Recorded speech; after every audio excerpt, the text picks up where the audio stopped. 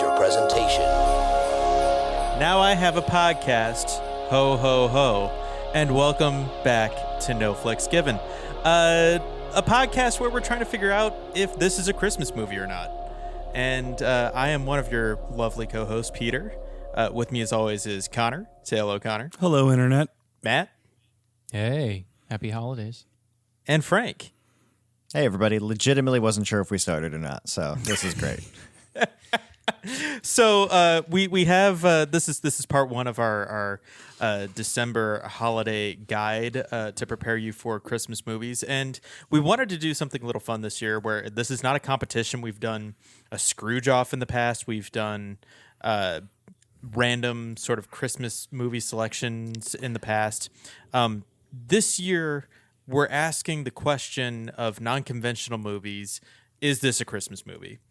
And the example that you probably know is the Die Hard example. Is Die Hard a Christmas movie? That's always a sort of a fun debate.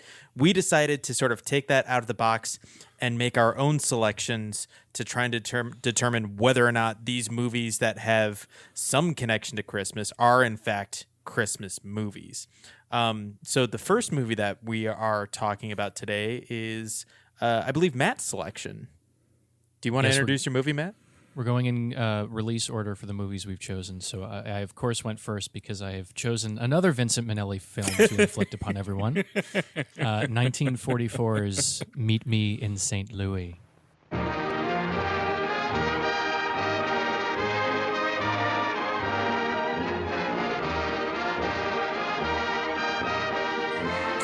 And meet me in St. Louis, we will. Just you saying those 5 words makes me want triggering. To break shit. That song got so obnoxious so fast. Oh, we're going to have a good time. There's only like 10 words in the whole fucking song. That's true. And at the beginning of every scene, somebody had to sing it, hum it to themselves. We will dance the hoochie coochie. Of course. Can I, before we go too far, who's Team Louis and who's Team Lewis here? What do we got? For the purposes of the... for when we're talking about the actual city. What your mouth does with the brain words. Well, if we're talking about the movie or the song, it's Meet Me in St. Louis. If we're talking about the city in Missouri, it's St. Louis. St. Louis. Much like the little girl asked if it is a saint or a monarch, it is Louis. Yes. It's both. And if it is the city, it is Louis. I was actually born in St. Louis. Yeah. No shit. What? Yeah. I spent the first 4 years of my life in St. Louis, Missouri. Holy crap. It says so on my passport. Did you also make ketchup? Honestly, I wasn't conscious enough to know if that was a family tradition or not. I don't believe so. When we moved to Virginia, we probably stopped that tradition. But I actually spent a good portion of my watch of Meet Me in St. Louis trying to find the house that I spent the first 4 years of my life in Chesterfield, Missouri, which is about 15 minutes outside of St. Louis. Yeah. But exactly where the ruins of the World Fair were. It wouldn't surprise me if that was the case. That's an unfortunate sad line at the end about like, oh, are they going to tear it down? Oh, they never will, or whatever it is. And I was like, they made the movie 40 years later. I'm pretty sure it was even torn down by then. I don't even know. Yeah. World's Fairs back in the day were not notoriously known for their architectural standing. They fell down pretty quick as the fair was ending. Or they lasted forever, like Flushing. Or Chicago. Well, some parts of Chicago. Components of Flushing lasted forever. Not the whole thing. Yeah, the ones that the aliens built. Of course. I mean, that, it had to be that way. But speaking of houses, they give the address of the actual house that the author of the original stories lived in, because that's the house, but it was demolished in 1994 because it fell into disrepair in the 60s and 70s. Bummer. Okay. So after all of that effort... Well, yeah. Now that we've talked about none of the important parts, why, Matt, did you pick this one? So I came to this movie pretty late in life, actually. I'm trying to think of it would have been college when we were covering it for my class. But did anybody else see this like as a child? Was this a growing up movie? This is the first time I ever saw it. Yep, this is my first time as well. I knew that Have Yourself a Merry Little Christmas was from this movie, and that the original version was darker, which made me think that the story, and I knew of the song Meet Me in St. Louis Louis from like a theater production from when I was a kid. Yeah. Which made me think that like the stakes of Have Yourself a Merry Little Christmas was like, I don't know, the second VHS of Gone with the Wind, like really dark shit, like post-apocalyptic, but like right after a war type thing, not like we're gonna have to move to New York because my dad got another job. It's a little bit less which dark. Certainly took the edge off of Someday Soon, or Until Then We'll Have to Muddle Through Somehow. Yes, which made me think, I don't know, like, this Christmas is gonna suck because it's like the Depression, I guess. It is like I watched this with my wife and I was like, this is the tomorrow from Annie. Tomorrow. Yeah. That is the tomorrow of Christmas songs is this particular version of Have Yourself a Merry Little Christmas. It is very sad. Yes, but like sort of hopeful. I mean, I come to it because I'm always generally a fan of the more melancholy or darker Christmas songs. I think we've talked about it before. Is that I think one of my favorite Christmas carols is just Carol of the Bells, and I didn't realize that Have Yourself a Merry Little Christmas was one of those until I saw the movie.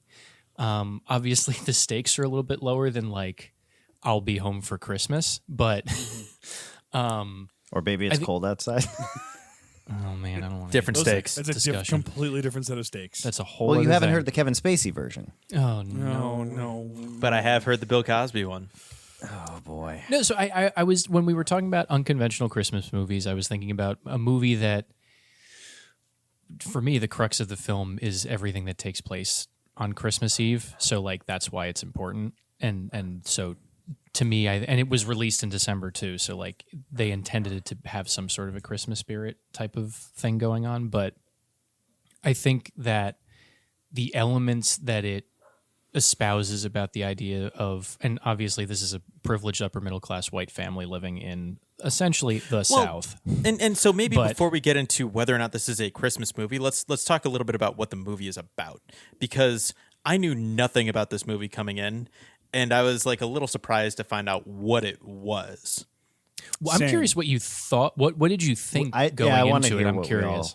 I thought it was going to be like a 40s like pretty standard musical about like a family around Christmas time. That's kind of because literally the only song I knew was Have Yourself a Merry Little Christmas, and then I saw like the trolley song is there, and of course Meet Me in St. Louis, and so I didn't really know what to think.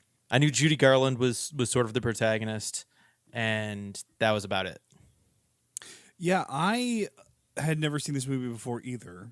And like I said, growing up at my elementary school that I was at through K through 8, they did like a year, the 8th grade class did a senior, essentially musical for the parents and the other students. And at some point, Meet Me in St. Louis got incorporated into that. So in my child brain, I formulated a plot in which two lovers were separated by distance and had to meet together in St. Louis to be reunited. Like my brain did that too. And you know, like it was like a Sleepless in Seattle kind of romantic comedy kind of thing. So imagine my surprise as I was like an hour into the movie and I'm like, God, nobody's left St. Louis yet. They're just still here. How about that? So it was completely different from what I thought it was going to be. The songs have almost outlived and become more popular than the film itself as a whole. Yeah, I mean, and the plot of the movie, which was this based on anything? I don't know. Yes. I know nothing about Meet Me in St. Louis. So this was based on a series of short stories that were written for The New Yorker by a woman who grew up in a family like this in St. Louis at that same time, and then it was adapted into this. Gotcha. So Which it's makes based off of a memory of her family when they were living in St. Louis around the same time that the World's Fair was happening. That makes sense. And that makes sense because of all of the New York connections to this movie as well. Like half Sure, the characters are either in New York or coming from New York or going to New York at some point in the show. The thing that this reminded me of the most was Little Women, which is... Oh. You know, I don't like the March sisters. They're obnoxious. You like Little Women? Fucking love them. Yeah. They call them midgets or dwarfs. What? I stack two on top of each other, make one whole woman. Tap that ass. No, we're talking about something different. You know, the story takes place 60 years before this, or during the Civil War, basically. So 40 years before this movie takes place. But like the beats are very much the same. The concerns of like finding somebody to marry when you're sort of like upper middle class, almost into the sort of like elite class, becomes a big deal.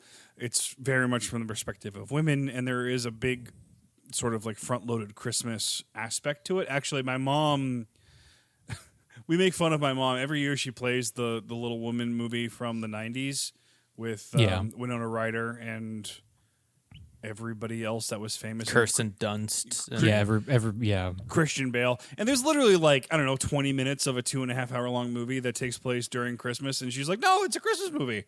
Which, there's some people that say Little Women is a Christmas movie. Yeah. Do we need to bring Kim on so that she can pitch for Little Women as an unconventional Christmas film? That as we get closer to the holiday season and I go home for Christmas, there might be a moment where we have to do that. And it was certainly a thought that popped in my head when Frank came up with this idea at his wedding. Yes. Oh, is that what I did? Yeah. You got we were married drinking a lot, but you know, I got also married, you're yeah. like, we should do this. But for the the important podcast. thing that happened. By the way, Frank's married now. Everybody. Yeah, Frank is yes, married. Frank is married. Yeah, Matt was the best man. Unarmed, Welcome to the club, Frank. Which is bold of you. I married him to his lovely wife Amanda. Yes. And Peter performed the prima nocta. So really, all of you. It was my honor, truly. Before we go past it, because I don't want to forget. Yeah. Honestly, like It's a Wonderful Life is barely Christmassy when you look at the actual runtime of it. It's like 2 hours in before Christmas even hits. Yes. And so there's something to be said about like the amount. Well, and so I think my case for it is so the general concept, if you haven't seen it yet before you watch this, is it's about a family who lives in St. Louis, has spent their adult lives or growing up in St. Louis. And it's three daughters, 2 sons, or 1 son. There's 4 daughters and 1 one son. One son. Yeah. And they live in some sort of suburb of St. Louis, too. No, they live in, I looked up the address, they live in St. Louis. Well, I mean, now it would be like downtown St. Louis, but in 1903, similarly to the house that I live in now. Fair enough. Like you know, when this building was built in 1890 something, it would have been the suburbs of where you live, Matt. Yes. But you know, at the time that the movie takes place, it's certainly a more bucolic, suburban kind of spot. Yes. And we're leading up to the World's Fair, which was a big deal because long before we were born, World's Fairs were like, I guess, the most interesting things to happen in the world that weren't like, it was their version of Comic-Con, really. And they'll happen every handful of years. Yeah. And then it's mostly the courtship of the 2 eldest daughters trying to find love, and Judy Garland's character, who's the second oldest, meeting and falling in love with the neighbor boy who has just moved in. And over the course of this, the family learns that the father's going to have to uproot the whole family to New York and leave this whole life, and so they have to kind of deal with that. And then everything comes to a head on Christmas. All of the plots reach their focal point at the Christmas tree. And why I still think that it is an unconventional Christmas movie, but is a Christmas movie, is that Christmas is still the heart of how everything happens. It's where all the major changes in the movie with the plot and characters happen. And the whole movie is mostly just about family spending time with each other, making memories with each other, and that is a core tenet of what I believe to be the Christmas season. But the movie does take place during. There's basically all 4 seasons. It starts. It's a whole in, calendar year, right? It's like a July to close to it. July.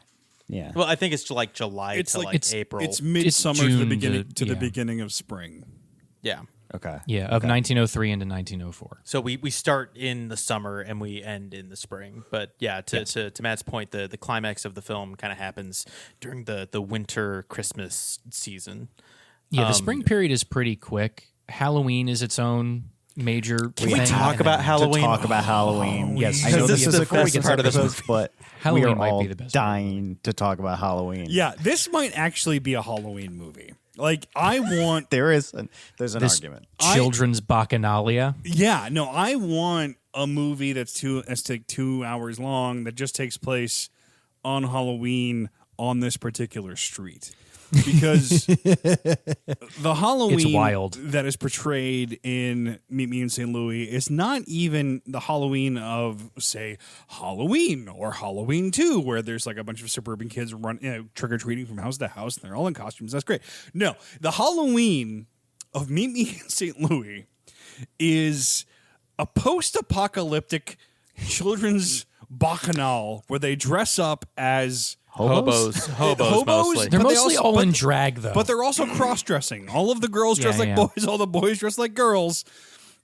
And they go around town assaulting the various heads of households with flour and water, telling them that they hate them before they throw the flour at them, and also maintaining a gigantic bonfire in the middle of the In the road where they seem to be burning people's furniture.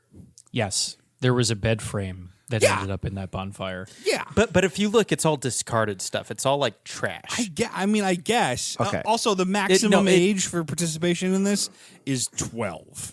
Yeah. They're not even Because after that, you're an teenagers. adult. Yes. There was And one also- boy whose voice had dropped. That was And it. also, they refer to throwing the flour at the heads of households as murdering them. Yes. Killing This is the most metal version of Halloween, and we have to bring it back now. We have to bring it back now. I'm still too young for this, to do this. Like, I feel like I'm not ready. But so this was at a part of the movie. First of all, you're totally right. Post-apocalyptic. One of my notes is it's trick-or-treating up and down Fury Road. Yeah. That's what it is. And there's no treats. It's all tricks. Yeah. And it was at a point of the movie where I actually forgot, until the Halloween thing came up, I forgot that we were doing a Christmas thing because there was no mention of that. And then Halloween hit, and I'm like, oh, okay, yeah, the year is moving. All right, I forgot why I was watching this to begin with. And then when that starts to come up, I was like, all right, I get the movie's kind of moving, but it's doing a meandering thing, and it's a little bit more sort of like days in the life. It's a part of the movie where like I was waiting for more of an inciting incident, and they're doing this thing where there's a little girl who's kind of like lost in the shuffle of the craziness, and it's very dark and intense. And I was like, my brain straight up did, even though I know the context of like this would never happen in a Judy Garland vehicle, but I was like, I think that kid's accidentally going to get lit on fire. Like, I think I think this kid dies at Halloween and the rest of the movie is dealing with like this mistake. Because I was waiting for something big to happen there because it was really, really fucking intense. It's also very triggering as a big brother. I know most of us here are big brothers. Is that correct? Yeah. I am. Okay. So we're all big brothers here. So you see a little kid who's not quite old enough to be participating in dangerous kid activities, and like your job as a big brother is to make sure that they're safe through all of that, Yeah. and or through an experience like that. Like mom and dad are away, we're here to like we're gonna do our own thing, but me as the older sibling will be keeping an eye on you to make sure you're okay. The idea of losing track of my sister in a situation like that terrified me to my core. Is it the scariest Halloween movie you've seen so far this year, Connor? Honestly, it kind of like when she was sort of like mustering the strength to walk up to the guy's house, and Oh my and God, she's yeah. on her It's so own. I'm good. just like, oh my God, small human, let me protect you. No, So Margaret a O'Brien. couple things about this sequence. So this was one of Vincent Minnelli's favorite sequences of the whole movie, and I That think doesn't surprise me. the cinematography is just beautiful, like how they light everything so warmly and the firelight. But it is also like fairly accurate to some of the customs that would have been practiced in 1903 that were carried over from 18th and 19th century Scotland and England, including like the flower and all that jazz. The other thing to note is that Louis B. Mayer actually tried to have this portion of the movie removed because he thought the movie was running too long. And then cut to the movie just didn't flow correctly without it. So it ended up staying in. And that's all good. Also, Tootie is my favorite character in this whole movie. She is the best. Is she the youngest one? Yeah. Yes. Is she She's Margaret like O'Brien. Is she the one that wonders if Santa will bring her a hunting knife? Yes. No, that might be Agnes. It's- Because the two of them are morbid as It's hell. tough to tell They them sure are. to tell the difference between the two, but is Santa going to bring me a hunting knife is probably my favorite line in any movie ever. There are some. Can I tell you what I wrote down about that kid? Because I didn't know who the name was, but for the youngest one, I was like, this kid is going to take a bolt action rifle up to a clock tower in a town square when she's an adult.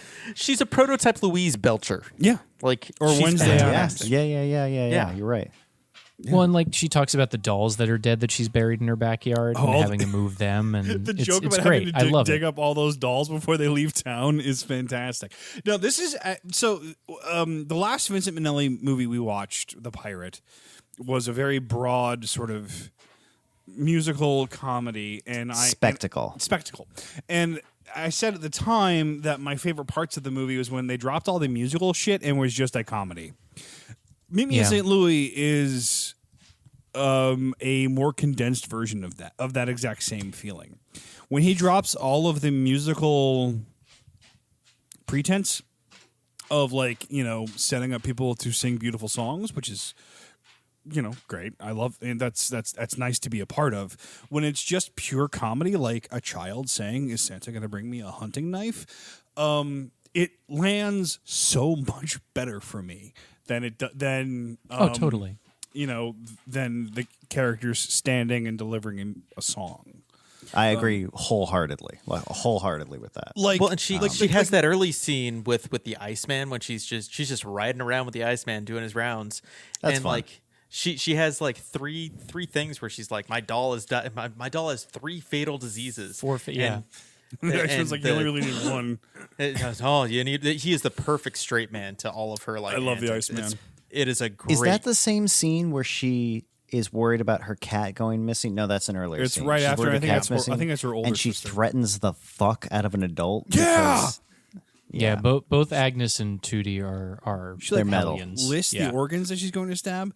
Another version of the same phenomenon is when they're turning out the lights in the house. When Judy Garland, That's my has- 5 minute mark. That's Yeah. my 5 minute mark. Yeah. Up until Judy Garland starts singing, that might be the most erotic moment in Hollywood history. those are some horny teenagers. That is. Oh, I paused It's- it to go take care of something. and then it came in. It's one of the horniest moments in like a pre end of the code movie I'd seen ever, and it completely is. yeah. Frank has wrote down this movie is horny as fuck. I wrote down, are they gonna fuck? Yeah. And It's honestly shocking they don't in the that first turning off the light sequence. well, and honestly, it feels that way until she starts singing.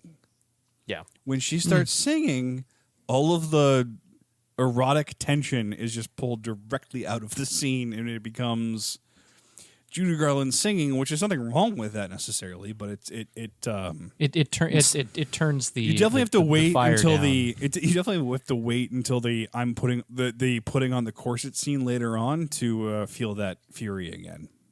Did that It corset scene mess with your breathing a little bit? Yes. It Yes. really got me. In a way, It looks I guess. uncomfortable. It looks like I felt I how- was I'm like that. sympathetically having issues breathing. That was not my the sounds that Judy Garland. I had a few drinks. The sounds that Judy Garland I need makes to in have a that few more, scene apparently. affected my breathing in a different way. I guess since this is a family podcast. After Frank, you're the one who made the joke about jerking off in the first scene. Yeah, of the but movie. it was tasteful. I put cameras on. It was classy. Yeah. He had to turn the oil out. Right. No, it certainly took you back to that like sort of high school tension of like being alone with somebody of the opposite sex for the first time and having no idea what to do and just being like, okay, you should go now. Being completely lost with what to do next. The handshake. Yeah. It's good. The handshake is great. I don't want to go past the other moment that kind of hooked me was just the whole soup bit. Perfect little setup to see all the different characters, how they react differently. Yeah. That was just very, very economical. Sorry, Matt. The poor the father being this, just not bumbling, but just like clearly not in control of this family whatsoever. He is just there to be providing money and love. What do we think to of the his father? Children. I sympathize well. with him. Yeah.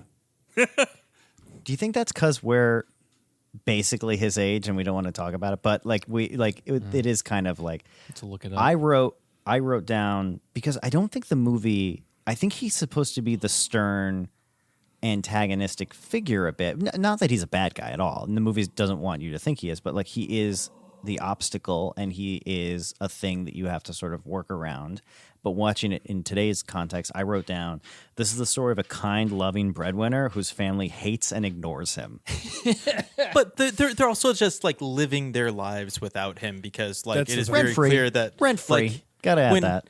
When like when he tries to inject himself into their lives, they're like, we didn't ask for your help. I'm sorry. Yeah. It's It's one of those things where it's like he works in an office probably 10 hours a day, which leaves 14 hours for him to be around, which leaves a minimum 8 hours for sleeping, which means he's around for maybe 7. 6 hours. 6. Fuck me. Of him being like present in the household and all this other shit happens. Don't forget, he spends an hour in the bath. So 5 6 hours. hours. Yeah, 5, yeah. All of this shit happens in the household that has nothing to do with him. And then he comes home and he's like, I am in charge. This is my home. And because it's 1990, you are my people that I own, kind of. How dare you have lives outside of my concerns? 1903, right? Not 1990. And he's just very confused by the dynamic that's going on around him that like he's not really a part of. And I think he does eventually figure it out, but there's also like the expectation of like I'm the father and I'm in charge that he sort of like marches into every scene with. And They make him abandon his dream. yeah. of playing baseball for the Baltimore Colts. Well, no, Baltimore Orioles. He No. realizes Was it the that Orioles? his dream is not being professionally successful in New York as much as it is making his family happy. Does he says Baltimore Orioles? Sorry, but he Yes. says Baltimore Orioles. That's Is one. it? That must Okay. be. Yeah, which- Orioles are one of the earliest teams Yes. ever. So, Yes. okay, so here's the thing. I In knew this 1903, the Baltimore Orioles move to the Highlands of Manhattan and become the New York Yankees. The Baltimore Orioles we know today are the St. Louis Browns, ironically, of like the early of the 40s. Wow. Yeah. That John Denver's full of shit, man. So who were the St. Louis Yeah. Cardinals before they became... They were always the Cardinals. That's why I was surprised he didn't mention the Cardinals, because they had been around since the 1860s. Yeah. Oh, and being a former Cincinnati resident, I was waiting for him to make a red leggings joke. Yeah. We have to talk about Christmas because we haven't even talked about the Christmas of it all. So here's the big question, guys. The reason why we've gathered together. I think I know what the question's going to be. Is this a Christmas movie? I was way off. I have my opinions on the matter. I'd like to hear yours before we get into it. Matt, you brought it to us. So I would, and we've discussed how like the climax of the film happens at Christmas, and that's what sort of qualifies it as a Christmas movie. Do you have anything to add before we move forward? Closing arguments. Yeah. I mean, yeah, Christmas is the center of gravity of the film for me. Mm-hmm. And I think it did spawn one of the most popular Christmas songs in the history of Christmas songs. It does get bonus points for that. Yeah, and ultimately it is a movie about family, the ideas of home, and where you want to center your ground. Peter, Okay. is Meet Me in St. Louis a Christmas movie? I side with no, mostly because if you substitute Christmas, if this just takes place during a week in June, the whole movie takes place during a week in June, the core elements of the plot can remain the same. I don't know that Christmas is as integral to the nature of the film to make it a Christmas movie as it is just sort of, a slice of life. It's nice that it happens at Christmas. It has one of the most lasting Christmas songs in history, which I absolutely see as points toward it. But I think if you take the core elements of the plot of this family and their trials and tribulations and the second oldest daughter falling in love with the neighbor, you don't necessarily need Christmas. And that's kind of where I fall down on it. Frank, what are your thoughts? I'm so on the fence. The post is up my ass. I feel like because so He knows how to turn a phrase. because I'm a I don't even think that's a phrase. I think that's just what's happening in my body right now. I do think Amanda's that got you doing weird stuff now that you're married. We're gonna get to that in the next movie. as a fan of all right. Well, I can't. I'll save it. No, save it. It's repulsive. I will say that as I am a fan of It's a Wonderful Life and grew up with that, and so that element of 70% of the movie Christmas does not even exist in the in terms of the story, and then suddenly we spend the last act just in a Christmas season, and that makes it a Christmas movie. I get, and I can defend, and I was basically out on this being a Christmas movie for most of the movie, especially when we spent so much time in Halloween, which is sort of like it's like you're trying to make a recipe that's sweet and you're adding all this salt right there. So I was out there. All this the pumpkin Christmas part spice, if you starts, will. and Christmas, that's even better. The Christmas part pulled me back in. The moment that completely won me over was the magic trick behind the tree. That's one of the most magical moments ever, which we're not even talking about. How did he get his tuxedo? Because it's never explained. Because the other one's in the tailors. I don't care because that moment is Because So- Christmas is a time for miracles, Matt. I wish he was not wearing a tuxedo. That would have been better. Describe the scene, Frank. Sorry. Okay. Sorry. Let's go. So Christmas Eve is it's Christmas Eve. It's the big ball that there's a lot of other socialite issues happening here, but the main crux of it is Judy Garland's been flirting with her neighbor, and they're going to go to the ball together. And this is like the night that they're going to sort of like get married or be official or whatever. This is like her big night with him.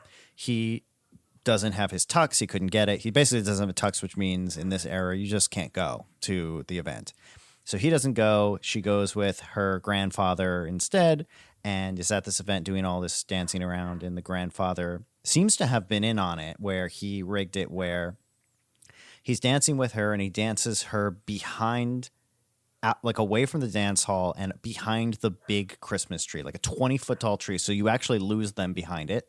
When they come out the other side, she's dancing with the neighbor in a tuxedo and is just like blown away by that transition. It's a really magical moment.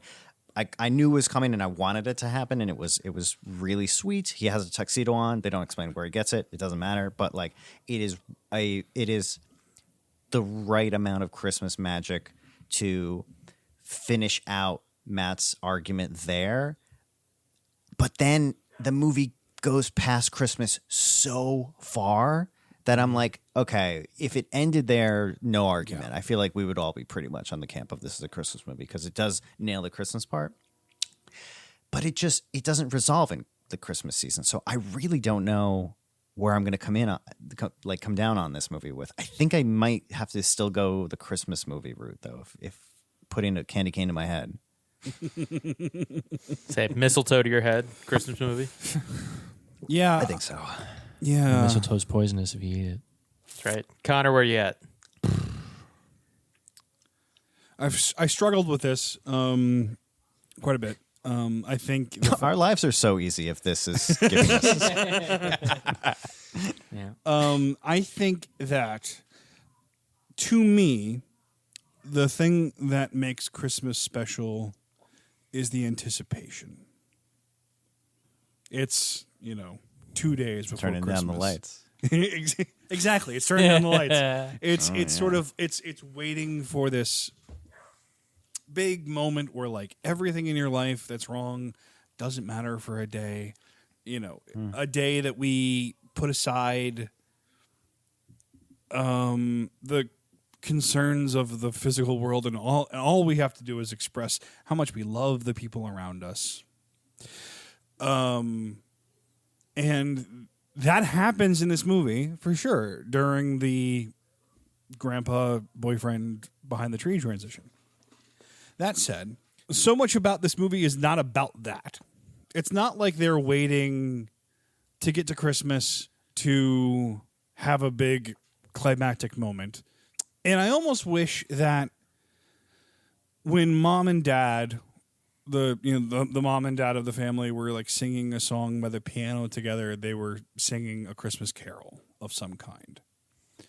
If they had been doing that instead of singing whatever the hell they're singing, I don't remember, that would almost make it a total Christmas movie for me, because there would be like a Christmas miracle moment there. It's like, if they started singing "Have Yourself a Merry Little Christmas" in like a different key, like a happier key or whatever, and everybody sort of came downstairs to sort of celebrate the decision that they're not going to be leaving town and they're going to stay in St. Louis, and we love it in St. Louis. That would have been one thing. The fact that so much of the other important things that happen in this movie happen outside of Christmas. The fact that there's a huge, big sequence that happens during Halloween. And the fact that the denouement of the film happens so much after Christmas. Like, if that scene, like the spring 1904 scene, had happened during New Year's, totally a Christmas movie for me.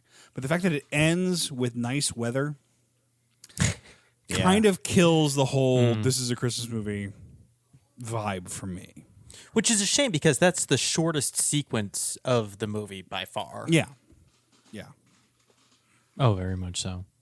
I mean, and that's just me. I mean, Well, they breeze right past Thanksgiving, so true. I know. True. You would think Don't we all? You would think that there would be a Thanksgiving segment of some kind. I mean, So we're well, the stuck. original we're, cut. we're at 2-2. Are we 2-2? Is that Connor? So Connor's a no. I'm gonna go Yes. well, because it has to be a black and white thing. It's a no for me.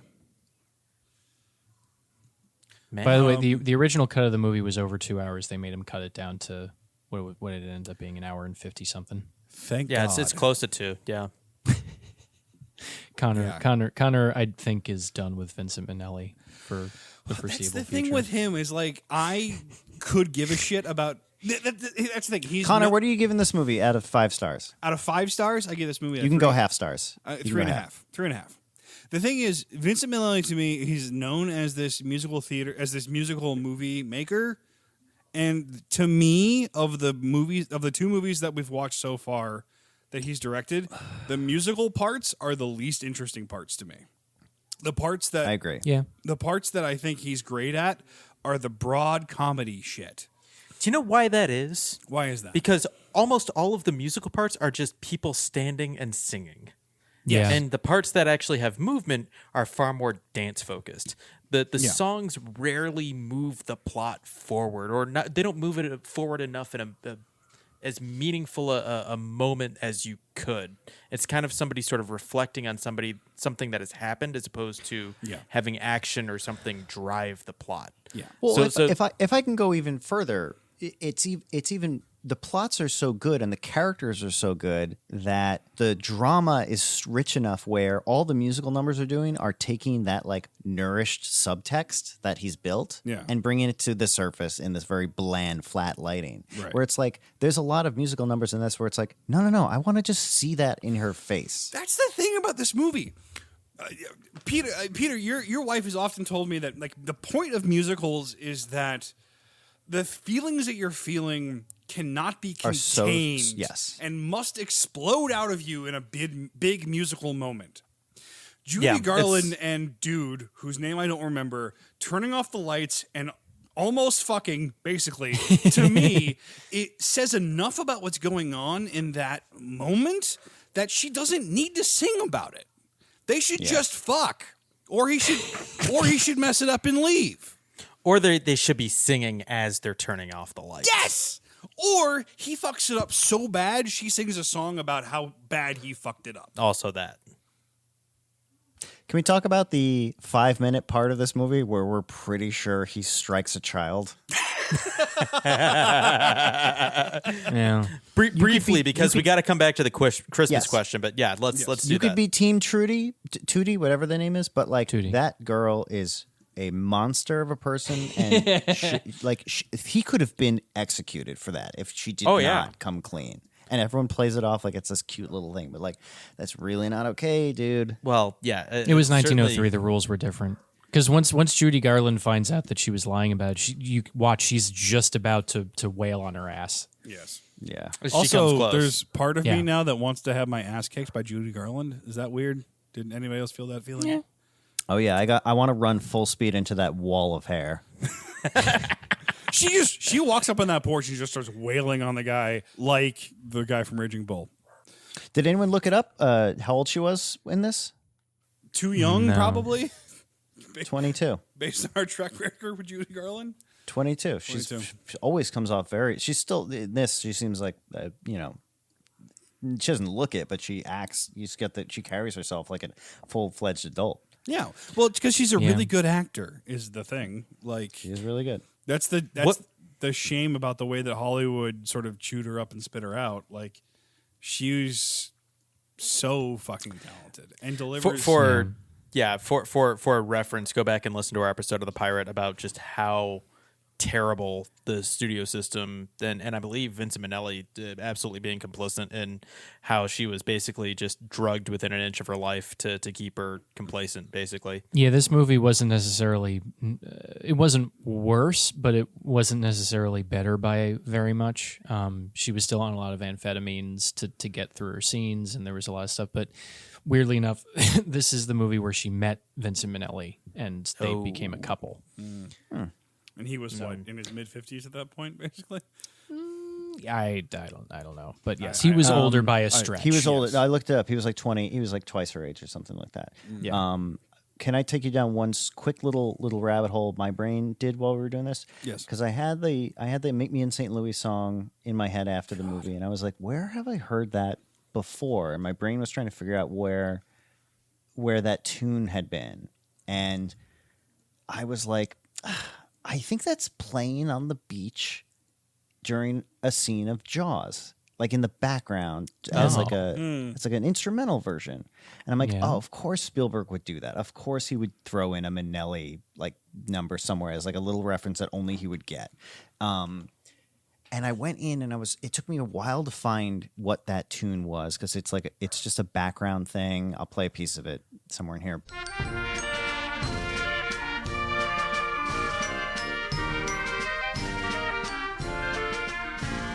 I eventually found it's not Meet Me in St. Louis, but it sounds almost identical. And it's a song called In the Good Old Summertime, which is the title of another Judy Garland movie.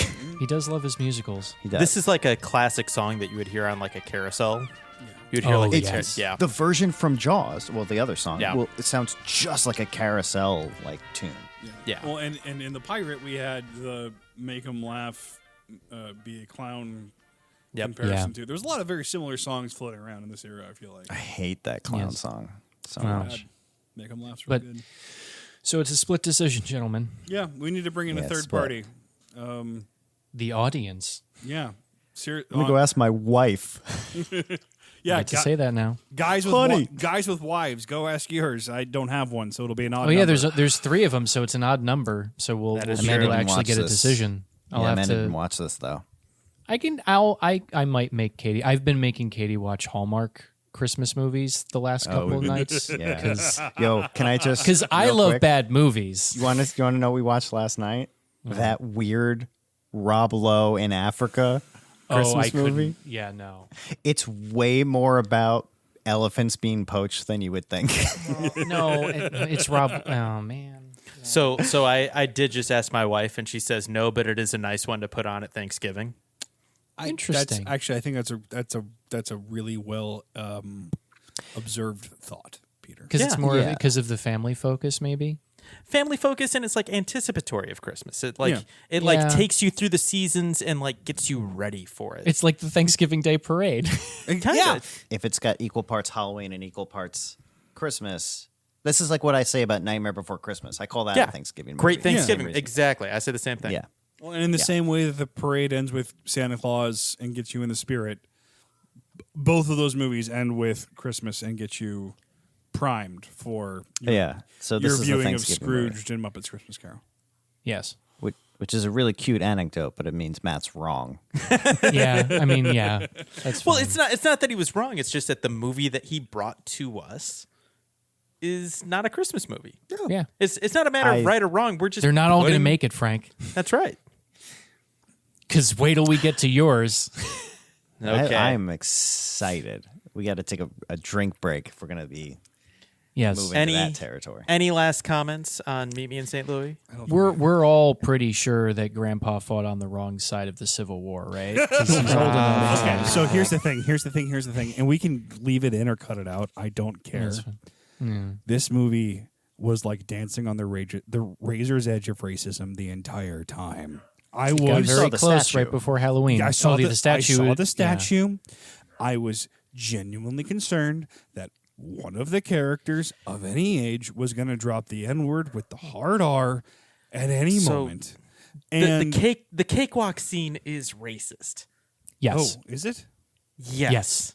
Because they talk. It's about a Zulu chief or something. Oh, And well, there you the go. concept of a cakewalk in general is racist. Oh boy.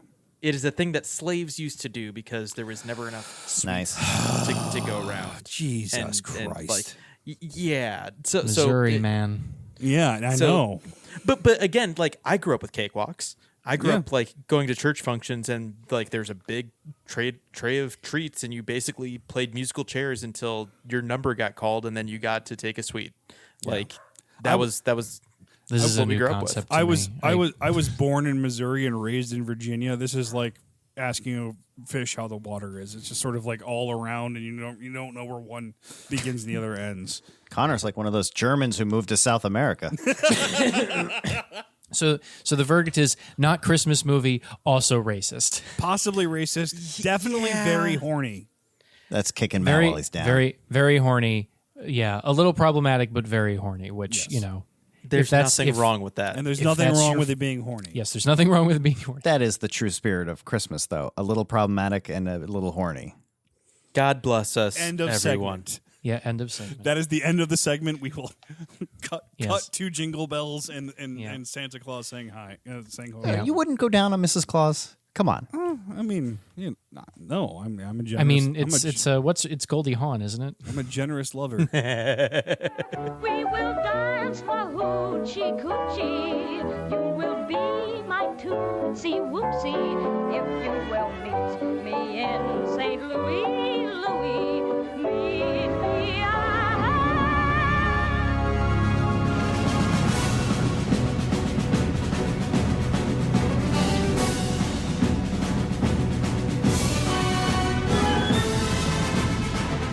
Let's get into it. Just as a side note, I went to go get more hot cocoa, and there's a container that's marked cocoa. So I made the whole thing, and I realized that it was just cocoa powder. So I'm relying entirely on the sugar of the rum to sweeten the hot chocolate. It's very piratey of man. you, and I respect that. You're going to be in one of those moods now. That's an option.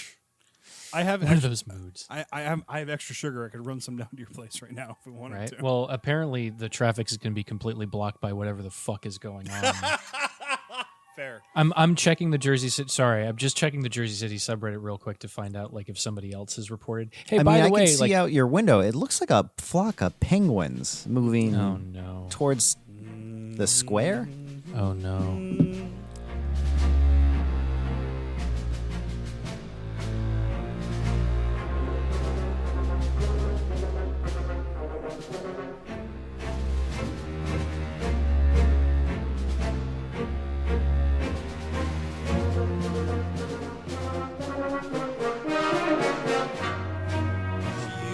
some of the same ideas that Danny Elfman Motifs. used. The light motifs that Danny Elfman used for the movies, but I think she built on them in a way that almost retroactively makes the Batman theme song better. If that makes any sense? Batman the Animated Series makes all of the Burtman Batmans better. You're not wrong. In the same way that the Clone Wars makes the prequels of the Star Wars better. Yes. Hard agree. Yeah. Can I say the name of the fucking movie that I'm going to do?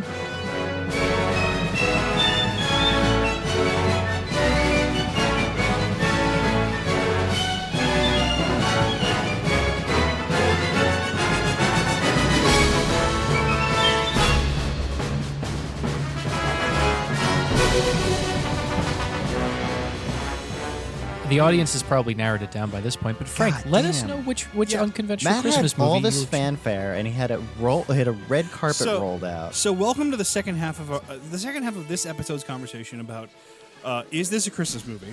Frank, you have brought the second of the two movies for this half of the conversation. Yes. So what was the movie that you brought, and why would you say that it's a Christmas movie? Okay.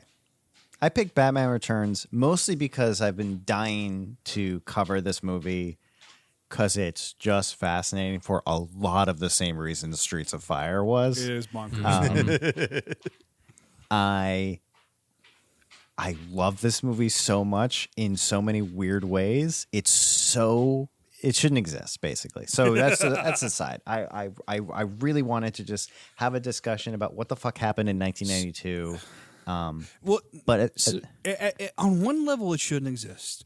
On another level, based on what Batman from 1989 did to movies, comics, pop culture, and superheroes in general, it's almost inevitable. It had no choice but to exist. Yeah. Yeah. They were going to run that franchise into the ground. No. A sequel to Batman 1999 was always going to exist.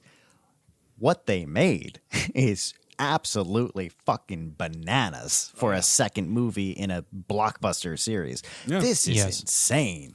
This is crazy and far hornier than Meet Me in St. Louis. Let me just put that. I'd say about the same level as maybe it's the same level, it's just in different ways. flavor. It's older. It's an older kind of flavor of horny from Meet Me in St. Louis.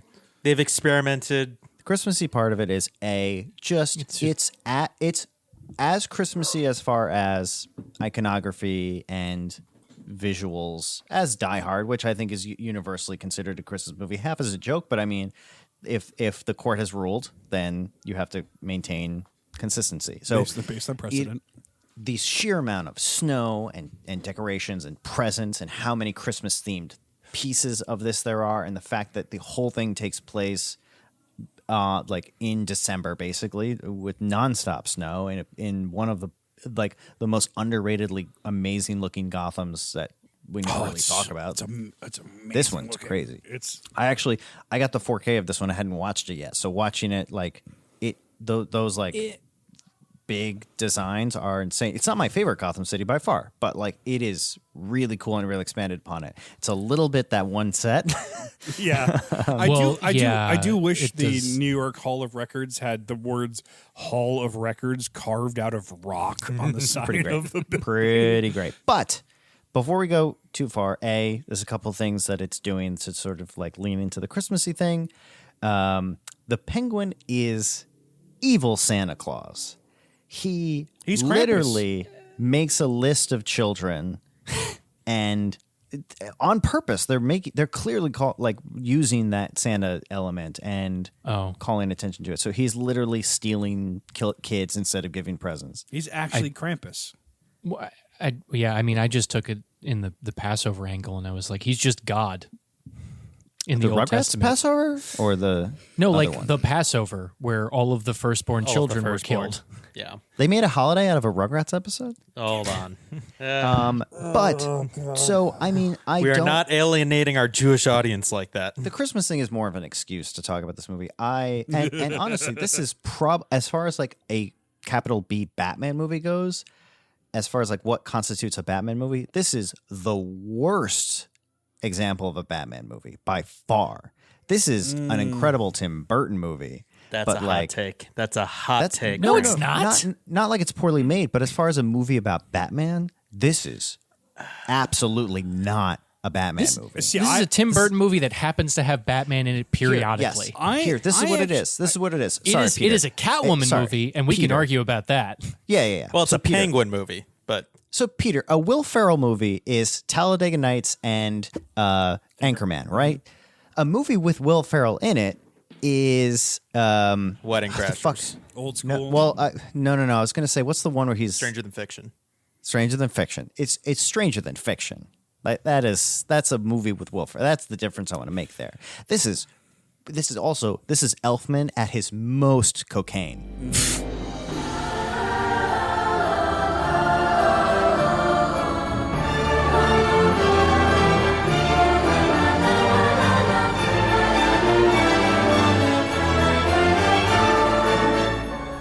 Elfman or Burton? See, to me, Both of them. To me, this is the Batman movie. This is the Batman movie from which all other Batman movies are judged. Is it better than Batman Returns, or is it worse than Batman Returns? The Schumacher Batman movies take a lot of the lessons from Batman Returns and learns all of the wrong things. The Nolan Batman movies are a response to that, to Batman Returns, and make it like dark and gritty. The Batman movie, a movie I think that we all love, learns the right lessons from this movie and makes Gotham City sort of its own living organism thing, and chooses to make the point of view character of the movie Batman. If this movie, so this movie is third person omniscient narrator, right? It jumps from character to character. They're all doing their own thing. But if you made this movie take place from the perspective of Michael Keaton's Batman, it would be structurally very similar to The Dark Knight or The Batman. You know what this movie is? This movie is Mad Max Fury Road, that has no interest in Max whatsoever. Yes, exactly. Yeah. Yes. But does not exist without Max. Max Right. is wholly integral to the part. Yes. And because we already have a familiarity with Batman from Batman 89, we can afford to go and look at those other characters like Catwoman and Shrek or Shek, whatever his name is. And Oh, no, sorry. No, it's Shrek. I went. yeah. Max It's Max Shrek. Max Shrek and the Penguin and all we can afford to have sympathy for the Penguin and Catwoman and the unfortunate circumstances that lead to them becoming supervillains, and then have Batman take care of them as a consequence. The of it. thing is, Sorry, this- We're gonna real spend quick, like but wait, 2 sorry, hours on I'm this sorry, fucking real movie. quick, because Matt is going to have a fucking aneurysm if he doesn't get a chance to talk. Matt, please go. I mean, well, I would not argue that it's the Batman movie, but I mean, the hill that I will die on is this is a Catwoman movie, and Selena Kyle is the protagonist of this film, and you could cut the entire Penguin segment out of it, and the movie would work better. I'm going to build on that. I think this movie has 3 protagonists: Selena Kyle, Oswald Cobblepot, and Batman. It's on Two all of those 3 characters don't change at all throughout the entire course of the film. No, but the Penguin does have something he wants to accomplish and does, and he does change. What does he accomplish? He wants to come to the surface, find his parents, find who he is as a human being, and try to be accepted as a I human. think that's a Except ruse. And it's a ruse. and he already then- knows. Okay. And then when he's not, he lashes out. When that's not good enough. But he was so all right. I do agree. He was collecting the names of firstborn kids before that happened. There's so. that is true. And I mean, you could boil it down to he has this revenge plot that he wants to inflict, and that he is a dark version of Batman in that he was a deformed child of rich parents that rejected him, and and both him and Batman's parents disappeared from out of their lives and leave them as damaged, flappy things of the night. There's a good line where someone, I think Max Schreck says, like, you two would have been schoolmates. Yeah, exactly. Yeah, you would have been bunkmates or whatever. Yeah, in boarding school. And Batman's in the middle of all three of these characters just trying to, A, figure out what's going on, which is not a great thing for the world's greatest detective to be doing, and figure out where his place is amongst these genuine freaks. While falling in love with Selena Kyle. Yeah. Look, 'cause he the has plot to. of this movie makes no sense. Nope. Well, Like- I'm sorry. It's vibes. We're Oh yeah, It we is vibes. as with Meet Me in St. Yeah. Louis, we got way ahead of the actual we're what way happens in the ahead. movie. So Frank, So Batman Returns, for anyone who doesn't know, is the sequel to Batman 1989, which is the first Tim Burton one. It is, we've had so many Batman movies since this one. It is one that comes and goes as far as where the zeitgeist is towards like how we feel about it. I think people feel pretty positively about it right now, but I honestly don't know. People could still hate this one. I don't know where everyone ranks all of the Batman movies or where they put this one. I, to this day, don't know if I prefer this or Batman 1989. It is kind of a coin flip for me on which one I like more.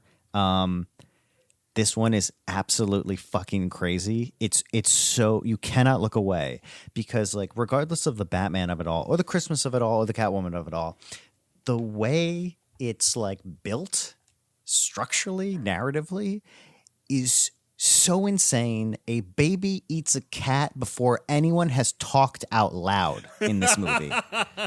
It's like the third best Burton short film ever is the first like 2 minutes. Oh, of it's this movie. really Yeah. good. And it also, watching it this time, this movie is subtly so fucking funny. This is the funniest Batman movie by a long shot. This is, and it's not trying to be, it's very Verhoeven in it. It's a very much a just, the whole aspect of it. It feels almost like a movie where a director was, it feels like a Matrix Resurrections, where a director is contractually obligated. It very much was that. Tim Burton had no interest in making a sequel to Batman, and the studio was like, Really? "You have to make a sequel to Batman," and so he was like, "All right, I guess But I'm just also- going to do everything now." Also, he was in the position where nobody could say no. Yeah. Which is why it is the way it is, but clearly which we is have why it's different bonkers. reactions to that. Where do we stand on it? Where is our opinions on it? Because we haven't talked about that. Matt, please. I want to hear every thought you Matt. have. Like as a film, as a Batman Yeah, like film, where you put it in the ranking, where you I put All your it thoughts. above. All your thoughts. I put it above Batman and Robin and The Dark Knight Rises, that's pathetic. and maybe Batman 66, depending on how I'm feeling about it. But you and I put Dark Knight Rises really low, I think, too. Yes, no, Yeah. that's the bottom of my list is Batman and Robin and Dark Knight Rises. Do you put this below Batman v Superman? And I know you're going to get annoyed Oh, that right, I even forgot asked that those you. movies. Do you I put this forgot those below movies fucking Batman exist. Forever? Yes, Batman Forever is a better That's- Batman movie than Batman Returns. Oh, no. This is, if you're talking about a Batman movie, this is the absolute worst out of anyone you're going to Yeah. mention, I think. yeah. Maybe Batman v Superman, but I yeah, that is crazy. to I me. knew you people. This is so insane. Well, first of all, anything before Big Fish, and Big Fish, anything Tim Burton does, I'm like, I can't be more all in on the Tim Burton run of the 80s and 90s, and this is cranked up to 11 in such a crazy way. Just the art design of everything is crazy. Yeah. That he got people with money to tell him that it's okay to do any of Yes. this. Not only No, that it was I- okay, that it was I am good, and that's why it's great. Yeah. But it's not great because he Max threw Schreck- everything at the wall and it just stayed there. Max Schreck goes down an alley to hide from the penguin, and there's a big Art Deco face at the end of it for no fucking reason, and it's great. Yeah, no. Talk about how those good parts- the cat statue image is, like the No, branding no, of the no. cat. I like that. That's Love great. that. That is Love that. great. That's I do great, love that. But there's a moment after the first assault on the tree where he has to make up the speech off the top of his head because he forgot the speech, and then the red triangle gang shows up, and he's hiding down an alley, and then it gets sort of there's a trap door into the sewers There's a shot where it's the two halves of the screen are split, and on the right side of the screen there's basically like a shaft of light and an alley, and then on the left side of the screen is just an Art Deco face, which is similar to the rest of the statue area in Gotham City. That's underlit, so it looks like he's holding a flashlight under his face, and there's no reason for that statue to be there except that like somebody built it 100 years ago, and the rest of the city was built up around it, basically. And it's bonkers set design. It makes no sense why it's there, and I love it so fucking much. Everybody gives Joel Schumacher shit for the naked big Atlas men, but like this is the beginning of all of that. I've always been a fan of the naked Atlas men. That is I love the visual language of both this film and Batman Forever. The neon is where it loses me. The actual building design, I'm a huge fan of Schumacher building on this, but this is the start of the giant statues, kind of load-bearing Gotham as a city. Ice skating Batman and Robin is where they lost me. But no, I'm not arguing that any individual shot or set piece or casting choice is poor. You just don't like it. My argument is that none of those things come together to form one cohesive film. And I think that it's a shotgun approach of like all of these great, cool looking things, but ultimately like it just goes in too many directions, but isn't necessarily traveling in a single line towards a story. Well, unless you're just paying attention to Selena Kyle, and that's it. I'm curious. I'm curious, Matt. I want to pull on that. Sorry, Connor. I do want to pull on that because I do want to sort of like I want to try to hammer this home.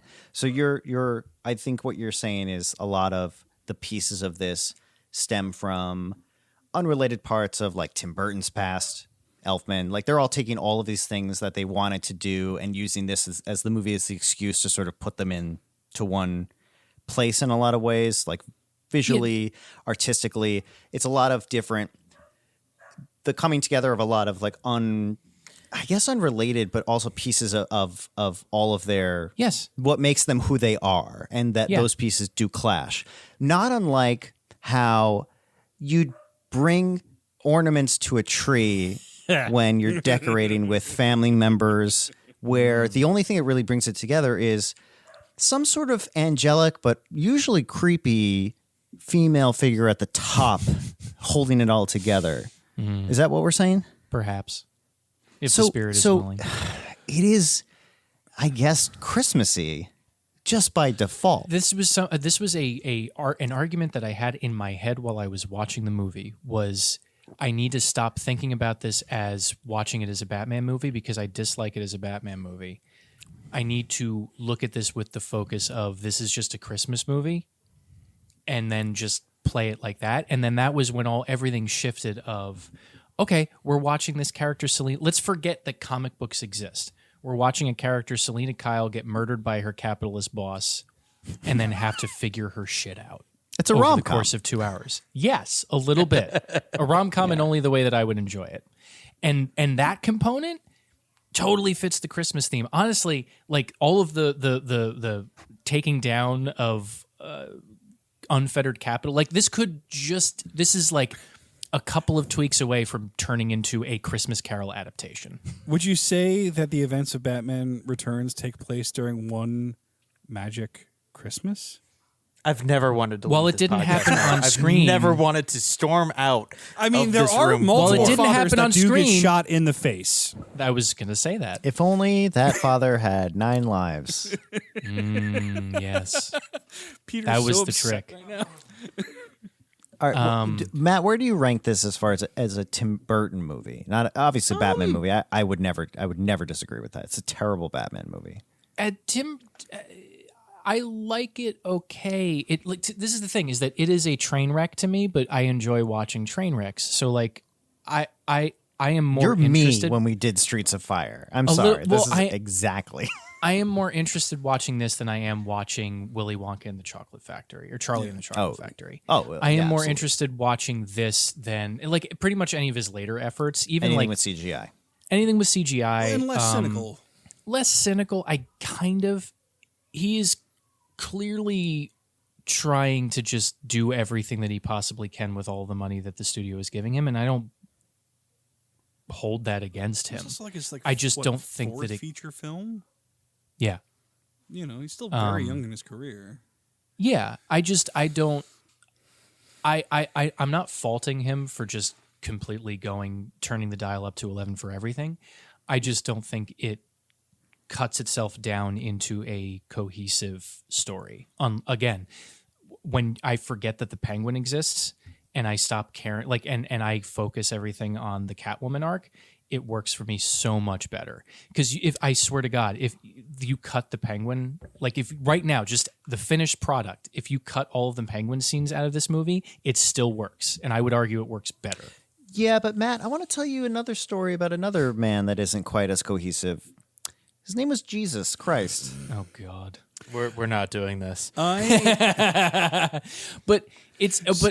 conversely, if you like the Penguin more, you could, I believe, cut all of the Catwoman sequences out of it, leave all the Penguin stuff in it, and it would be its own movie. Right. Well, the problem that they have is they went to the two villain thing, which is what kills every other Batman movie after this, when they should have just focused on one member of the Rogues Gallery. The reason they did it was because they got self-conscious because they lost Nicholson. They felt that Nicholson held up the 89 Batman so hard that they had no choice but to fill in with two lesser stars to try and keep the Big Ten alive, which is why Danny DeVito wasn't the first choice with the Penguin, but I think he gives an incredible performance. Oh, yeah. Mm-hmm. And I think Michelle Pfeiffer is incredible. That honestly, Michelle Pfeiffer gives probably my most favorite Harley Quinn performance in her as her Catwoman. She is the Harley Quinn in this movie. Fascinating, actually. Yeah, and that's the other thing too is if you're looking at this from a Batman comics lens, all of these characters are divorced from anything that came before it entirely. Max Schreck should be the Penguin. Yes. Traditionally. Yes. Max, the Penguin should just be a shisty businessman. That's his whole thing. That's his deal. Who's got a gang enterprise on the side. Yeah. The Tim Burton of it all was he heard the word Penguin as a character and was like, what if we just put Danny DeVito in a fat suit and gave him flipper hands? Yeah. What if we and then somebody was like, well, yes, we will do that, Mr. Burton. You made $1 billion. Did you read who he wanted first? No. They wanted Marlon Brando to play the Penguin first. I think he would have driven Tim crazy. Burton's nuts. Yeah. If it would have been, it would have been Dr. Moreau. That is the desire of a person that has never met or worked with Marlon Brando. Mm-hmm. His second choice was Dustin Hoffman. That would have worked. Directors making choices before the internet existed is insane to me. Yeah, I know. Or I should say the studio wanted Dustin Hoffman. Oh, okay. Tim Burton wanted Marlon that Brando. makes a lot more sense. That makes a lot more sense. Yeah. So we can argue until the end of time about whether it's a good or bad Batman movie. That's a whole other argument. I'm curious, Matt, before we move on to you've listed a few fix-a-flick versions of Batman Returns. Yes. I would love to know what your version of this movie is. My version of this movie is you focus even more on Selena Kyle. Batman just happened. He is the romantic interest. He's the love interest. And shows up from time to time, which is not too different from the way it is in this movie right now. Mm-hmm. And it's Selena Kyle having to deal, she's been fucked over because of a terrible power dynamic by a corrupt capitalist. This is a perfect fucking Christmas story, for a setup. Yeah. And she, over the course of time, she's on a revenge thing. If you notice, she doesn't kill anybody that's not Max Schreck. Mm-hmm. She doesn't even kill the cops. Batman kills more cops in this movie than Selena Kyle. Batman kills a lot of people. Tic-tac-toe's a man's face, so it's not. He sets a man on a devil costume on fire with his Did anyone car. recognize the guy she tic-tac-toes? It's hold on. Just watched a movie with this guy in it. The guy that she We watched 2 movies in the same night with this guy in it. We only watched 2 movies in one night recently. I don't know why is this still difficult. I don't know. He is in Vampires and he's in Blade. Oh, I wasn't there for that. Sorry, Peter. I would have given it away if I. That's okay. Wesley Snipes? That's Wesley Snipes. It's not Branscombe Richmond, is it? I don't know who it is. I don't know names. I'm terrible with names. Just look him up. I don't know his name, but I recognize him when I watch his movies. It doesn't matter. Stunt guy from the 90s. I have a Christmas treat for you guys. We're not going to watch this whole thing. We're just going to watch a minute or two of it. But this is, I might have already sent this to you sometime over the years. This is one of my favorite YouTube videos that exists in the world. It is the children and parents of 1992 speaking to the news about how violent Batman Returns is. I thought it was going to be the Diet Coke commercial. That was a time promotional because that's what I remember most from Batman Returns. A lot of that, yeah. Batman Returns was crazy merchandise. Oh, with the advertising? This is the first Batman movie I ever saw. I can still smell the Batman Returns cereal. We can have. My dad used to have the giant McDonald's or Burger King cups with like all of I had the designs cups on it. Yeah. Oh yeah. All right. Here's just a few minutes of this. Hello, everyone. By now, you pretty much have had to have heard that the summer's big movie is Batman Returns. In its first couple of weeks, it has already grossed more than $100 million at the box office, and it is already creating controversy. Some parents contend that Batman Returns, which is rated PG-13, is actually being marketed for younger children, and the movie is just too violent. Let's get an expert opinion on that from USA Today's junior movie critic, 10-year-old Danny Slasky. Please welcome I love Danny. this guy. He's a junior movie critic. What producer's son was he? I think he was an uppers or a downers drug user in the It was early very 2000s. violent. It was a total attack against kids. The whole movie. Everything that kids love was being used against them. Like what? Clowns. Oh, fuck off. Even the penguin had a ducky Who boat. loves clowns? And This is an example of a class and traitor. mobiles. All that type of stuff for using to hurt kids and capture kids. This kid is a cop. Penguin's total in the goal making. was to It's hurt just kids. nerd. It's a fucking nerd. You think it was scary then? Definitely for kids. Yeah, for you? I was actually a little bit scared, and I have never been scared of a movie like this before. It is I pretty can funny Terminator hearing this, 2, but then fine. remembering how fucked up this movie gets. Yeah. No, Batman Returns scared the shit out of me when I was a kid. That's all we're gonna go. Well, like There's that one shot of the penguin coming out of the water, like levitating out of the water.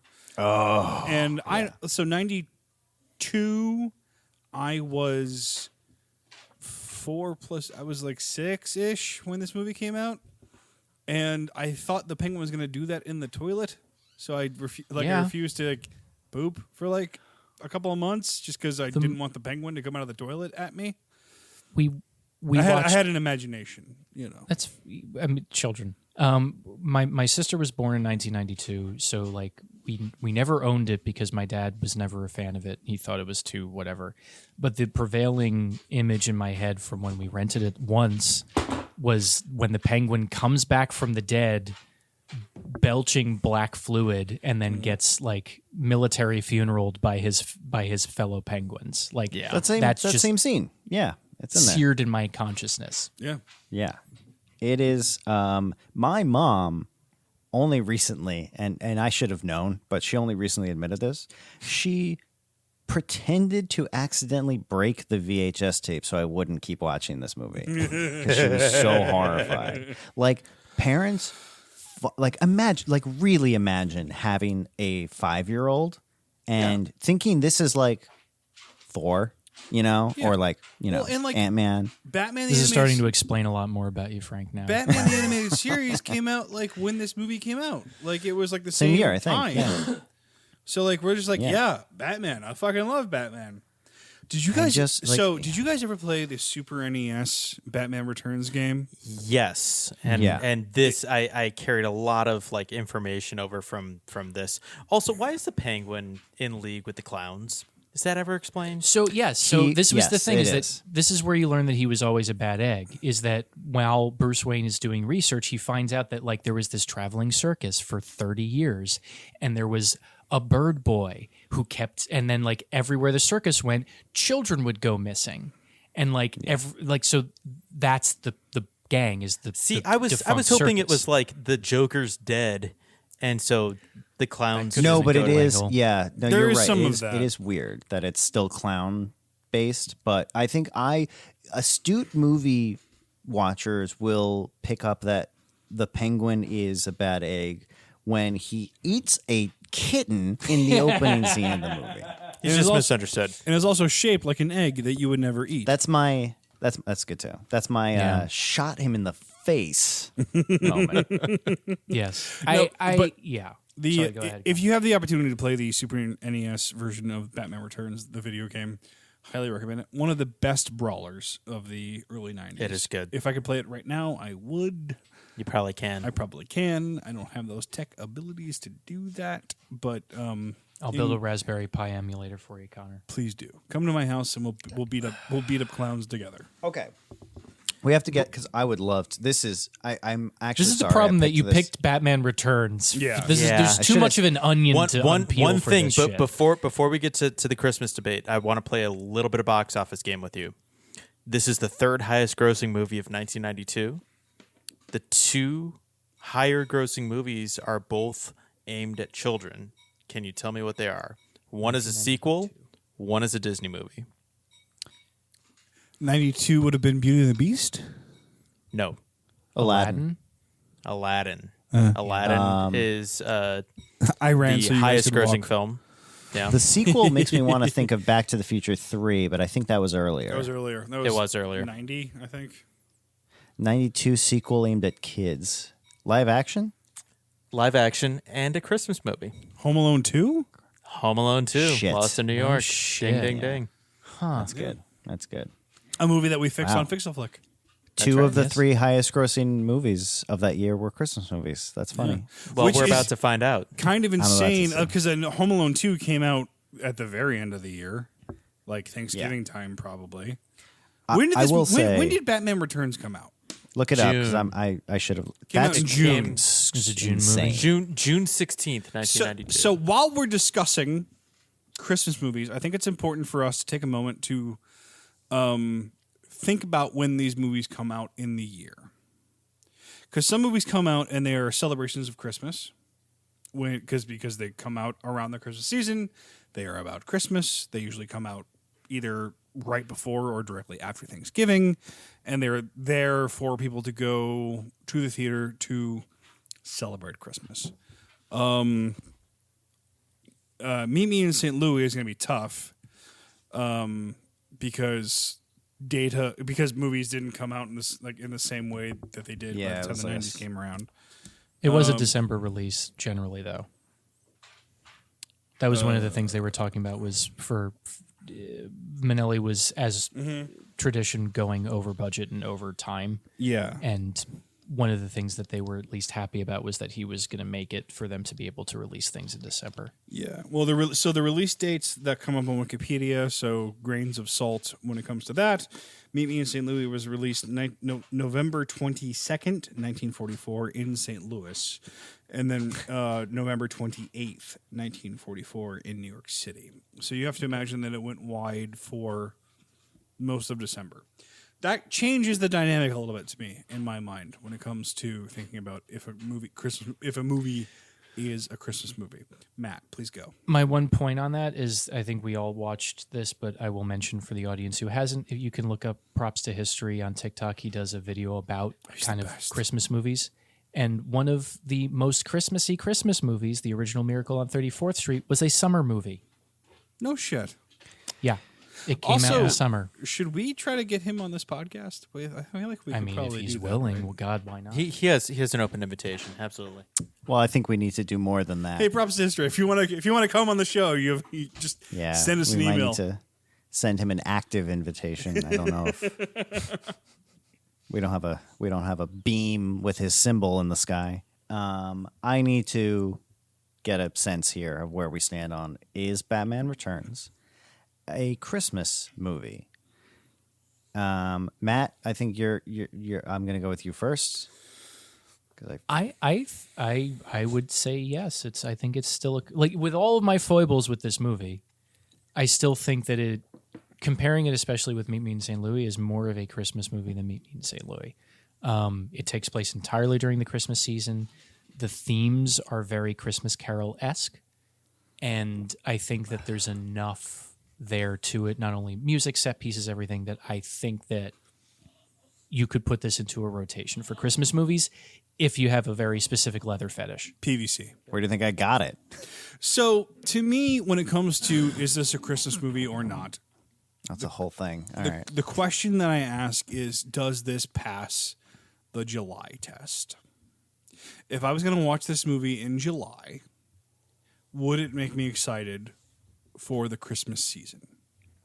Part of the reason I think that Die Hard works as a Christmas movie is that when Burlife starts singing Let It Snow at the very end of the film, it makes me excited for Christmas to roll around.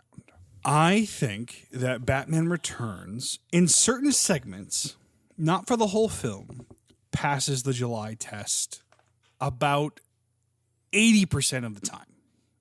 It's snowy. There are lights.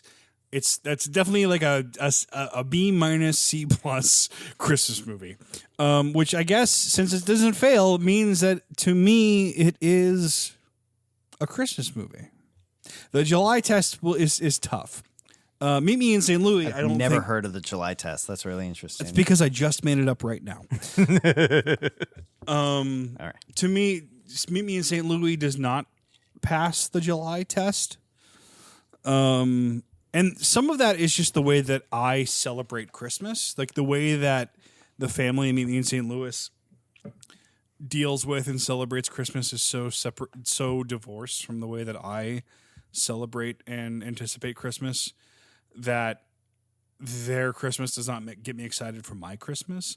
But Batman Returns, because of the trees and because of the snow and the overall environment, and like you say, Matt, like the overall Christmas Carol of it all, does kind of get me excited for Christmas to roll around. So yes, you're yes. I'm a yes. I'm a yes on. So I'll say, Peter, before you go, I just want to, because Connor kind of mentioned it there, most Christmas movies, if they're lucky, have one tree lighting ceremony. Batman Returns has two and a murder. So take that and run with it if you need to. But where do you stand? Okay. I have a different test. It's called the January test. Everybody has so much to say. Here's the deal. Women get confused sometimes because they can't decide if they're attracted to a guy because he's tall or he's rich or if he's actually good looking and a good person. I think we sometimes get confused about Christmas movies just because it's set in a time where it's cold. This movie would be the same if it was set at New Year's. There is nothing inherently about Christmas that impacts this movie. The biggest flaw I have that knocks this down from not a Christmas movie is the party that Max Schreck throws. Could be a great Christmas movie or a Christmas party. What is it? It's a masquerade party. And it's a great scene. It's a highly emotional scene, and it's sort of like the philosophy scene where it's like Bruce Wayne is the only one who shows up without a costume because Catwoman. And Catwoman, because their real personas are actually Batman and Catwoman. Totally ripped off in Dark Knight Rises. 100%. But it is not a Christmas party, which you would think, why is anybody having any sort of a party at Christmas time other than a Christmas party? This is not a Christmas movie. This is just a movie that happens to be set when it's cold. That's fair. So you're a no. And no. As our resident North person that was born in the North, you would know from times when it's cold versus Christmas time. I know from cold. Although you live in Texas now. So. Yeah. That's how Amanda and I view The Thing. It's a winter movie. Yes. It's a winter That's the movie. distinction. The thing now, cool. there are some great Christmas trees in this movie. But if they were just like balls counting down New Year's Eve, it'd be the same movie. Oh, I want Bruce Wayne's fireplace. Like, I feel 100%. like I could live in Bruce Wayne's fireplace. He could rent that fireplace out for $3,000 a month in Manhattan. I could live in his fish tank. It doesn't matter. It's amazing. It's a huge. That fireplace made me laugh out loud because it was exists. absurdly big. It exists. because we went to Versailles, and in the Palace of Versailles, there is a fireplace that is that fucking large. That would heat a room to the level that would be uncomfortable. No, with the high ceilings, you need it makes sense. Wow. Frank, where are you at? Where do you stand? This is not a Christmas movie. No, of course I fucking picked it. Like, of course it's a. You could pick a movie and then watch it and be like, oh, maybe not. I mean, I said, I was less interested if it was a Christmas movie. But I'm just of the camp where if you consider Die Hard a Christmas movie, you have to consider this. So tell me why. Because Die Hard doesn't need to take place during Christmas for that all to work in the same metric that this doesn't necessarily need to. But like, I want Die Hard to be during Christmas, and I want Batman Returns to be during Christmas. I prefer that. So that means it works. Die Hard has carols. Die Hard has specific references to the holiday. It has the ho ho. The last line of this movie is "Peace on earth and goodwill towards men and cats" or whatever. I'm still on the side of no. What's the first line of this movie? The first spoken line of this movie? Something about a cat. No, I guess that's just a look.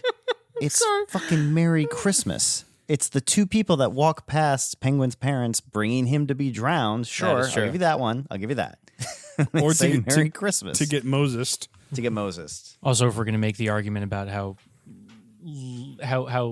uninterested Tim Burton was in the Batman of it all, the fact that you have Danny Elfman's like primal Batman theme playing while we're just watching a fucking baby carriage like run through the river for 2.5 minutes, like that's just telling you what it is for the rest of the fucking movie. I actually fast forwarded through that section because I was running out of time and I needed to finish the movies. I was like, I know what this is moving forward, and the amount that I had to fast forward was way more than I thought it was going to be. We can do a whole separate episode on Batman Returns as a Batman movie, but that's for another time. We should. So wait, real quick. Where are we at? Frank's at yes. Connor, you're at yes. Yeah, I'm at yes.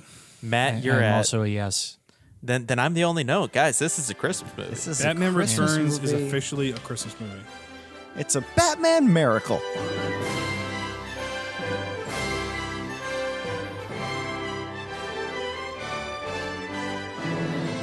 This was fun. We will do. I'm sorry we picked a abbreviated Batman Returns discussion because this is. We should. We didn't even get into the fucking nose biting, pinning on tits horniness of this whole movie, but we will another day. Yeah, no, this movie was just as horny as Meet Me in St. Louis, just differently. Different kind. A different flavor of horny. We should also have at some point in the future a Batman off where we pick our favorite. I was about to suggest that we're going to have a Batman thing. Shit. That's hard. I don't know where we're going to land in the style of the Treasure Island off. Oh, yeah. I think I'm still picking the Charlton Heston one. Get your hands off me, you damn dirty joker. Wouldn't it be Penguins? The audience, this is only part one of our. There's more to come. We have part 2 coming up in just a couple weeks, where I will be picking a movie and Connor will be picking a movie. So there is more debate about whether or not certain movies are Christmas movies or not. And I can't wait to share that with you. And we might have some more Christmas surprises down the line as well. Yeah, and if you agree or disagree with our takes or have a Christmas movie of your own, we would love for you to send us an email at, what is our email? NoFlixGiven@gmail.com. Comment on our Instagram post that came out with this episode. Somebody knows what our email is. What's our? Yo, you two are crushing this right now. I think you actually nailed it. So cool. I think, yeah. So send us an email at noflixgiven@gmail.com. Send us your Christmas movie picks, your unconventional Christmas movie picks. We would love to hear what your thoughts are on our thoughts. And follow us on Instagram, rate and review the show, subscribe, and all of that podcast shit. Merry Christmas, fuckers. What does it mean to play us out? Hopefully, there's no words there. Remember when we first met? John Mcclane. Argyle picked him up from the plane and took him down the Nakatomi Tower to meet with Holly. He came to get her back and to be her man, but Hans and his buddies fucked up the plan, and that's about when everything went sour at the Christmas party. And the terrorists were overzealous, but it was sweet when they killed Ellis. And with a little